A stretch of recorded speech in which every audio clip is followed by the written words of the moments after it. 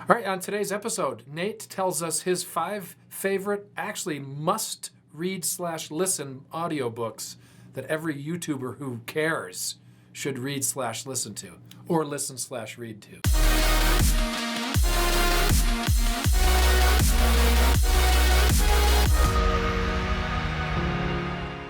Okay, Scott Christopher here with Nate, Be the Hero Nate Woodbury, talking today about what Nate would say are the 5 books or audiobooks that every YouTuber should listen to. This isn't just my opinion. This is it. written This is in Bible? stone. Okay, Yes. all right. Every YouTuber needs to listen to these audiobooks.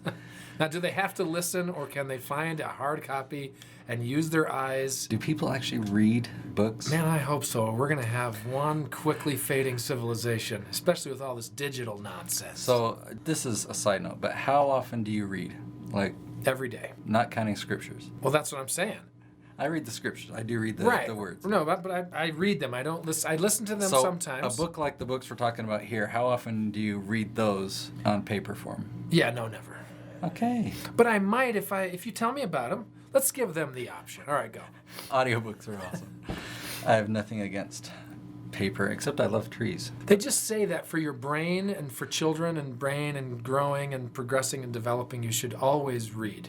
And not that there's anything wrong with listening, especially as we've mentioned in other episodes, if you're doing something else at the same time. Yeah, I love to listen while I run, while I bike, while I drive. It beats just music. That's so idle. There's just nothing happening there. Yeah. Occasionally I listen to music when I need something Well, to pick that's me your up. problem, not mine.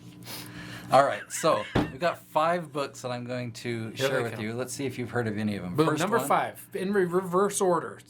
reverse order, Well, okay. I'm saying, is there one Yes. that's like the top book you should read? Then let's go backwards. You These see are what's- all equal. All right, let's just pick one and go. Content Inc. It was written by a guy about YouTube and the power of YouTube. I've actually referenced it in another video before. And what I love about it is it kind of painted the picture of something that I've already seen and experienced. So it's like, I like who somebody's put this into writing and been able to express it. Basically, what I've seen is how YouTube has just transformed the world of business and allowed you to do things in reverse order.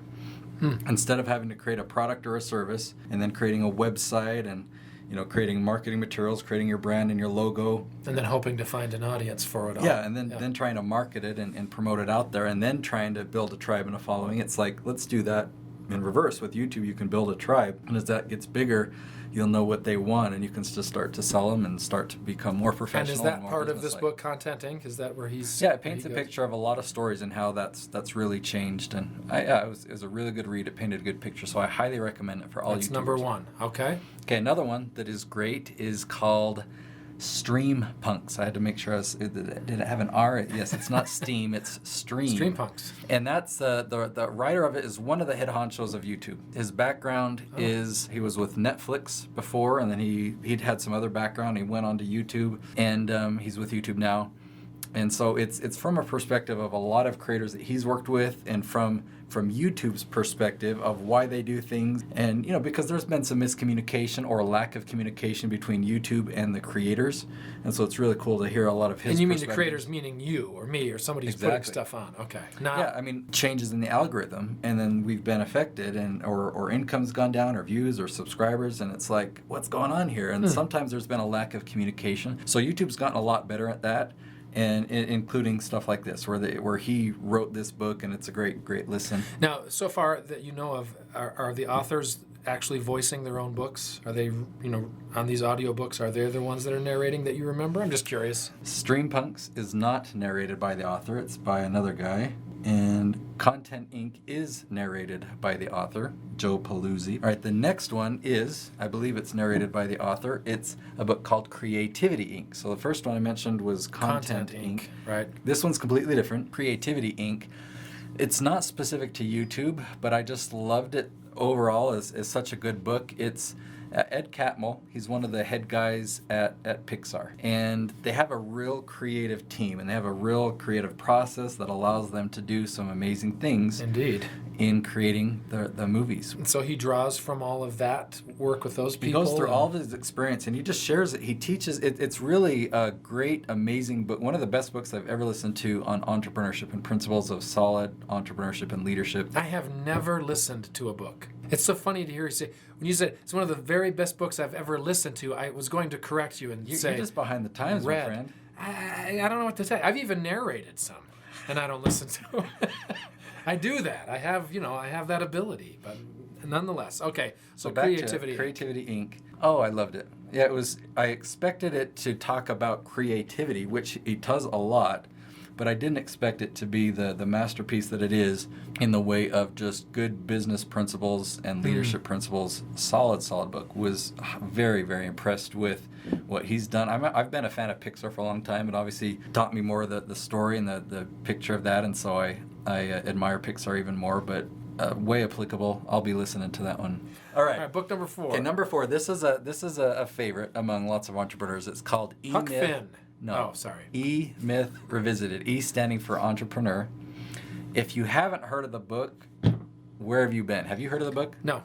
Where have I been? I've been here. Okay, so this book is absolutely a business must. So I've titled these 5 as musts for YouTubers. I see a lot of YouTubers start in the realm of YouTube not with a lot of knowledge about business or entrepreneurship. Yes. This book will completely cause a paradigm shift in the way that you view business, creating systems in your business. Now here's just an example. Think about McDonald's, not for their crappy food, but for their amazing system. That's one man's opinion.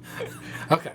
For their unhealthy food. The scalability and all of that. They are in the world. They are. Yeah. Do you know what? Are they a food company or are they a real estate company? Well, you can watch the founder and see. There's a lot of things that we could say about that, but they've got some of the most prime real estate in all over the globe. Yeah. But who runs it?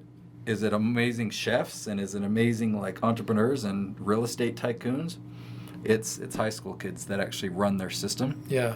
E-Myth Revisited is a great book to help introduce to the idea in a very entertaining way. It's a great listen, but a great way of understanding how you can create systems to run your business so you're not working in your business so much as the employee, but you're actually a business owner. Wow.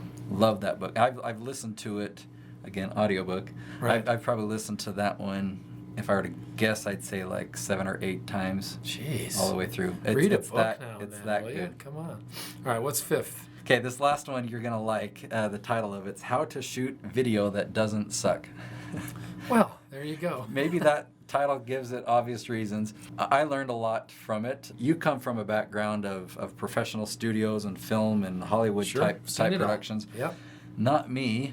I come from a background of going to be a dentist in human biology, and so I started... All this stuff is new to you. Yeah, I started filming on my phone, and I just had to learn as I go, and that book really kind of helped patch a lot of the holes that I probably wouldn't have ever figured out. I mean, learning specific rules, like, for example, the rule of thirds. But that's some of the technical stuff, but there's just more obvious stuff I perform about... in front of them. I don't know that much about the So camera. you just get directed. Go stand there. I hear them say things when they're shooting. They talk about stuff, lighting and f-stops and all that stuff, but...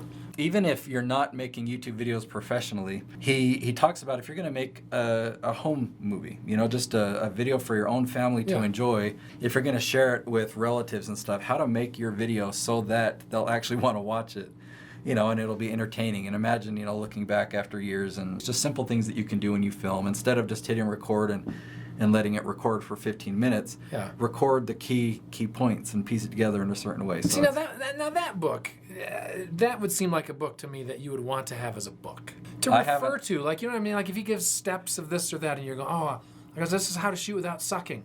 I could grab the book and actually see instead of having to... Maybe I'll have to order that. And the problem is You're so young. When I get the paper books, I'm turning 40 this month. When I get the paper books, I put them on my bookshelf and I think, that'll be a good reference to have. And how often do I do it? But I've always got this with me.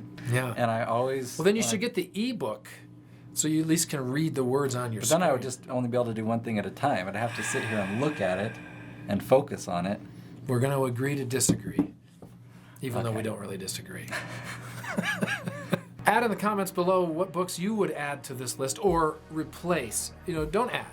If we're doing 5, take some of 2 or 3 out from his list and put in 2 or 3 of your own. I think might even be good. And I will seriously check them out because I always love good audiobook recommendations. He likes good listens. If they're on Audible, especially, because I get my 2 every month. And then I always have to buy extra. Subscribe, like. We'll see you tomorrow.